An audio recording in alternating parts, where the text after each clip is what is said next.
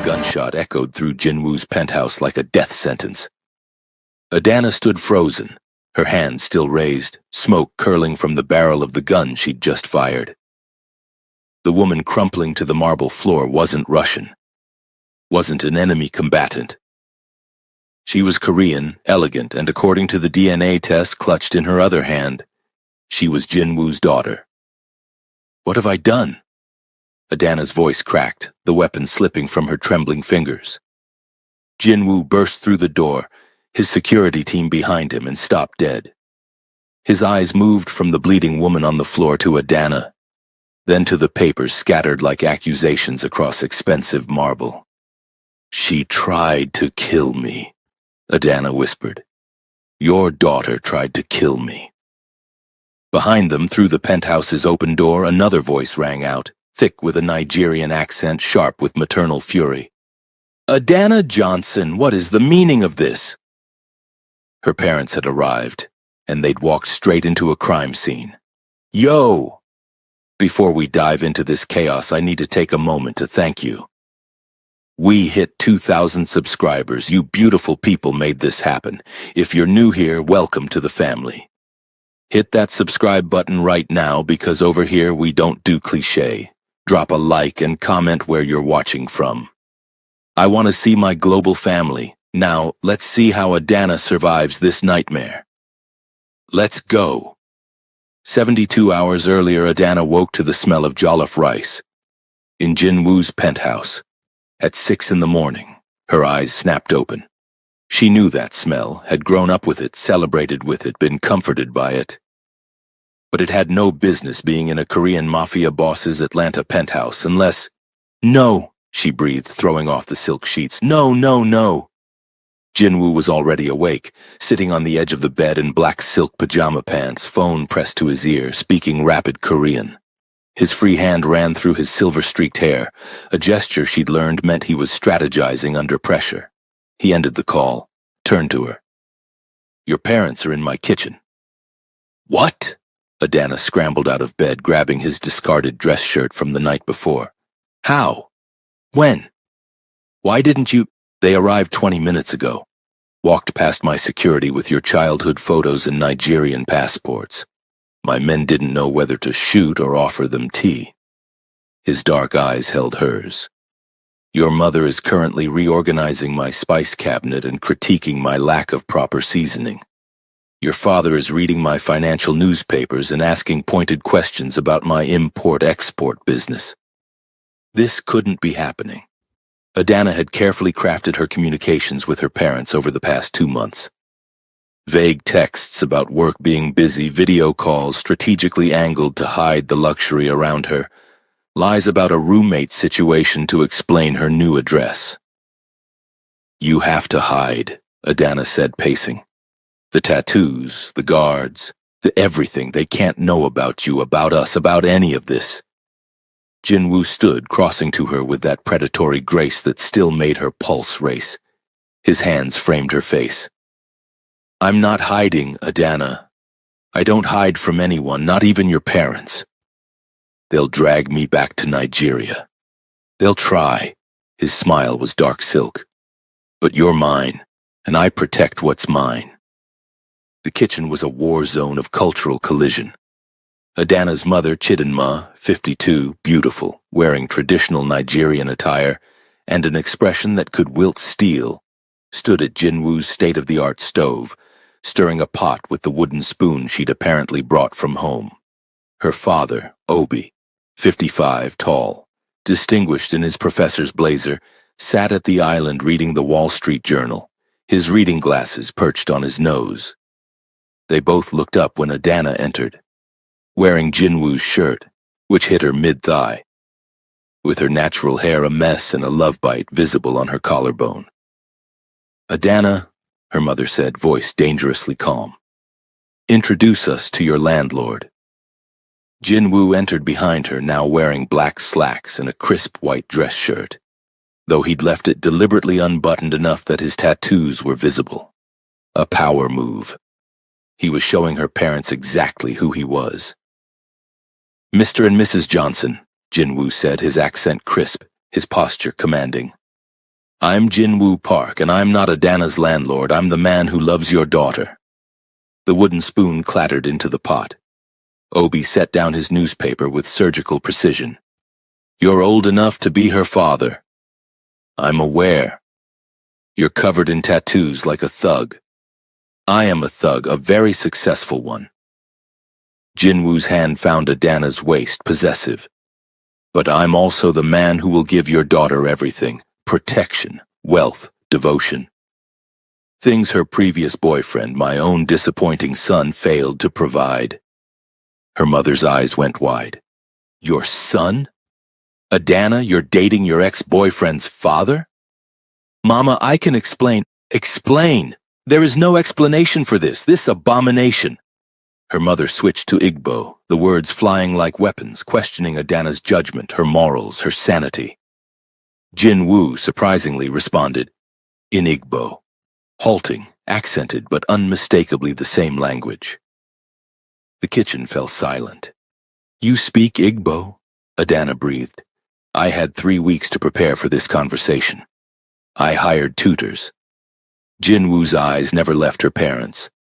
I told your mother that I understand her concerns, that in her position I would react the same way. But I also told her that I've waited my entire life to feel what I feel for Adana. And I won't apologize for claiming that happiness. Chidinma stared at him, then at Adana, then back at him. You learned my language, for my daughter. I'd learn 1,000 languages for her. Obi stood, his professorial bearing making him seem taller than Jinwoo despite being an inch shorter. Words are cheap, Mr. Park. What are your intentions toward my daughter? To keep her, to protect her, to make her my wife if she'll have me. The room tilted. Adana grabbed the counter. What? Jinwoo turned to her, and for a moment the ruthless mafia boss disappeared, leaving only a man in love. Did you think this was temporary? That I'd claim you, mark you as mine, pull you into my world, and then let you go? His hand cupped her face. You're the queen of my empire, Adana. I want it official, in every way that matters. You're proposing now? In front of my parents while my mother's jollof rice is burning? The rice! Chidinma lunged for the stove. Obi's hand landed on Jinwoo's shoulder. Not aggressive, but firm. Step outside with me, man to man. They left. Through the floor-to-ceiling windows, Adana could see them on the balcony. Her father's arms crossed, Jinwoo's posture relaxed but ready. 2 men negotiating her future like she was a prize instead of a person. Mama, Adana started. Don't mama me. Chidinma stirred the rice with aggressive precision. When were you going to tell us you'd moved in with a gangster old enough to remember when cassette tapes were new technology? He's 52, not 70. And I love him. The spoon stopped. Her mother turned, eyes searching Adana's face. You truly love this man? This dangerous, tattooed, too old Korean man who probably kills people before breakfast? He kills people after breakfast. He's very particular about his morning routine. At her mother's expression, Adana softened. Yes, Mama. I love him. More than I thought I could love anyone. He's ruthless and dangerous and morally complicated, but he's also protective and surprisingly gentle, and he looks at me like I'm the only thing in his world that matters. Chidinma was quiet for a long moment. Then, does he treat you well? Better than I knew I deserved. Does he protect you? With his life, literally, multiple times. Her mother nodded slowly. Then I will try to understand. But Adana, this life, guns and violence and hiding from police, this is not what your father and I sacrificed everything for. I know. And I'm still a nurse. I still save lives. I just also happen to be in love with a man who takes them. On the balcony, Obi and Jinwoo seemed to have reached some kind of accord. They shook hands, her father's grip testing, Jinwoo's confident, and returned inside. We've come to an agreement, Obi announced. You'll continue your nursing career, no exceptions. Your education was too expensive and too hard-won to abandon. I never planned to quit. And, her father continued, Mr. Park has agreed to a traditional Nigerian engagement process. Bride price negotiations, family meetings, proper respect to our customs. Jinwoo's slight smile told Adana he'd orchestrated this. By giving her father control over the cultural elements, he'd earned the man's grudging respect. And, Obi added, his professorial tone going sharp, he's explained the nature of his business. I don't approve, but I understand you're an adult who's made her choice, so instead of fighting it, I'll ensure you're protected. I've already contacted some former students who work in law and politics. If you're going to be a criminal's wife, you'll have legal protection I arrange. Dad, don't argue. It's this or I drag you back to Lagos. Adana looked at Jinwoo, who simply shrugged. Your father drives a hard bargain. I respect it. The moment of family détente shattered when Minho burst through the penthouse door, phone in hand, expression urgent. He started speaking Korean to Jinwoo, then remembered the guests and switched to English. Hyungnim, we have a situation. David is back, and he's not alone. Hold up. If you're loving this drama, hit that subscribe button right now. Like and comment family drama if you want to know what happens next. The war room in Jinwoo's building looked like something from a spy thriller. Multiple screens showed surveillance feeds from across Atlanta. Korean, Russian, and Italian names were listed on a digital board with threat assessments. Armed men in tactical gear stood at intervals. Adana's parents sat in the corner, her mother clutching her father's hand, both looking like they'd stepped into a nightmare. On the main screen, David. But not the soft, disappointing son Jinwoo had exiled. This David was harder, colder, flanked by Korean men in expensive suits who radiated danger. That's the Kim family, Jinwoo said, voice ice. My oldest rivals. They've been trying to take the Southeast territories for 20 years. And David went to them. Adana couldn't believe it. He's working with your enemies? He's not working with them, he's leading them. Minho pulled up financial documents. He gave them everything. Our routes, our contacts, our safe houses. In exchange, they're backing him as the new power in Atlanta. They want Jinwoo's empire and David wants revenge. On screen, David spoke directly to the camera, knowing his father was watching. You took everything from me, Father.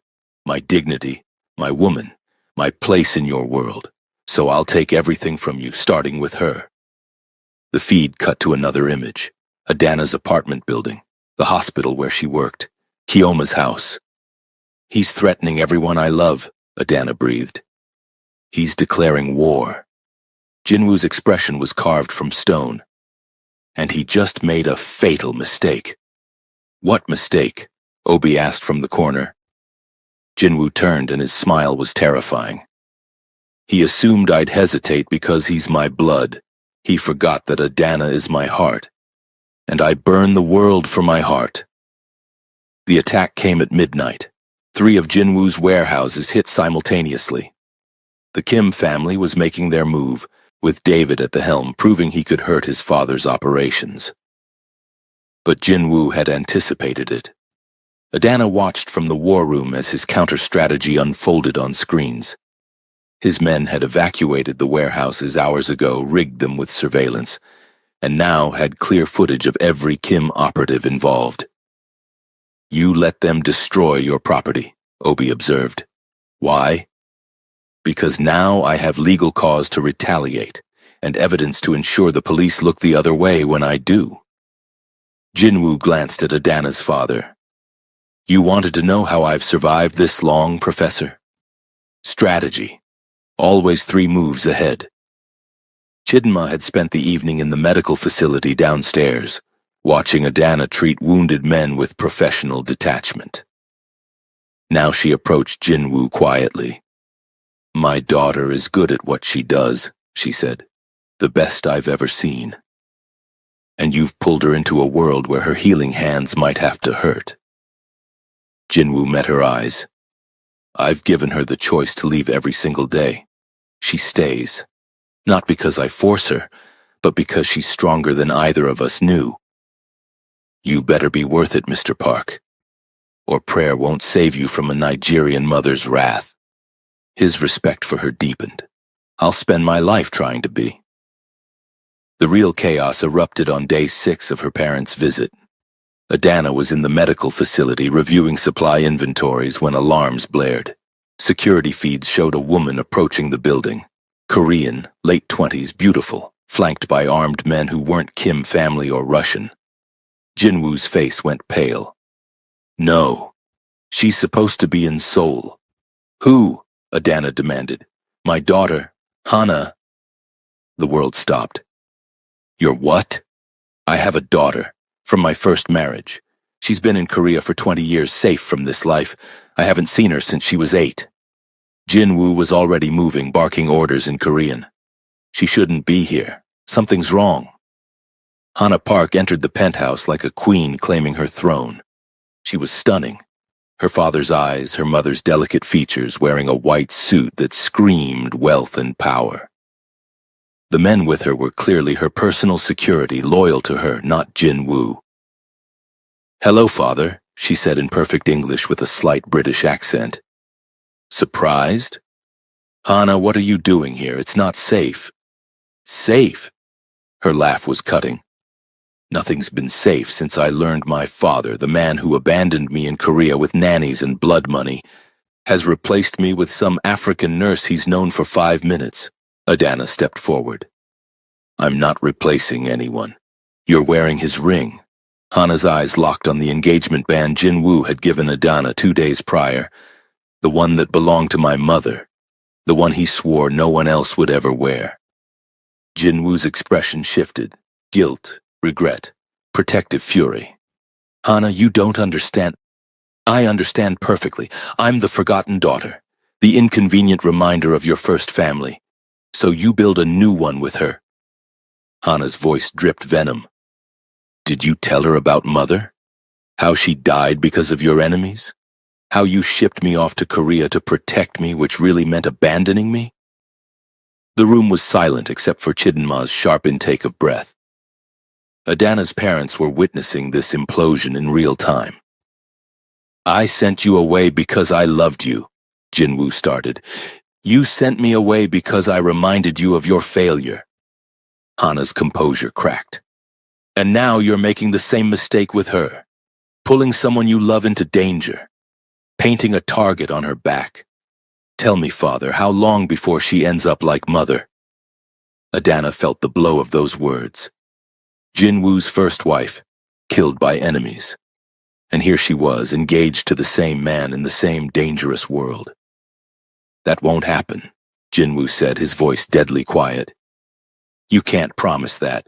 You couldn't save Mother, you can't save her. Hana turned to Adana. Leave him, while you still can. This life destroys everyone it touches. I'm not leaving. Then you're a fool. Hana's eyes were cold.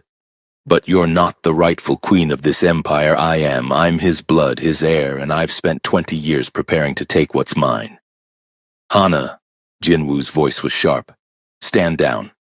No. She pulled out a document. I've been in contact with the Kim family. They've made me an offer. Help them take you down, and they'll give me control of half the territories. I'll finally have the power you denied me. You'd betray your own father? You betrayed me first, when you chose your empire over your daughter. Hana's hand moved to her jacket, and Adana saw it, the gun. Everything happened in slow motion. Hana drew. Jinwoo reached for his own weapon. Adana's training kicked in. The hours at the shooting range, the tactical lessons, the survival instincts she'd honed. She was faster than both of them.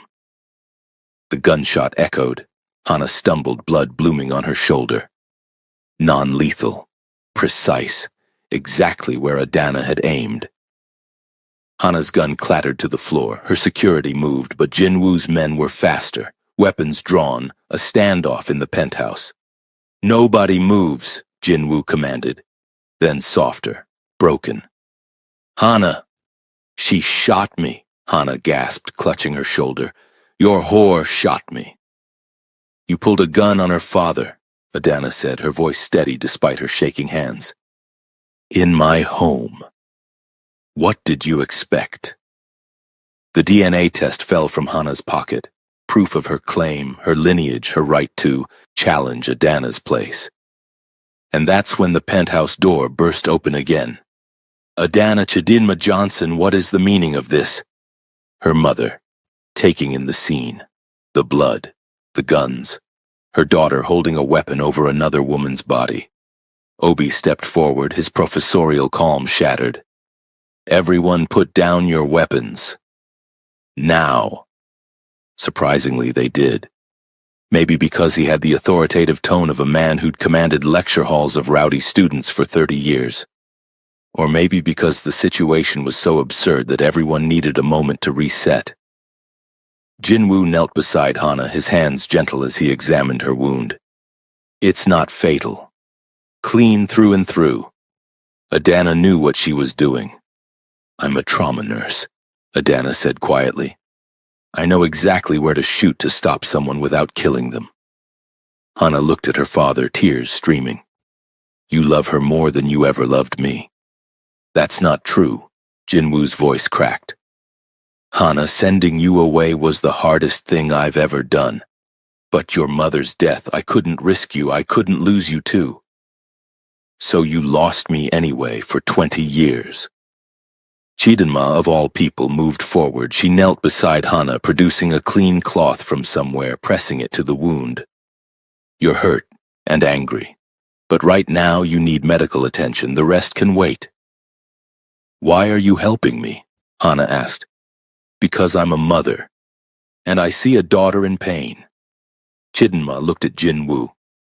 You have much to answer for, Mr. Park, to both these women. In the medical facility, Adana operated on Hana while her parents watched. One monitoring the patient, one observing his daughter's steady hands save the woman who'd tried to kill her.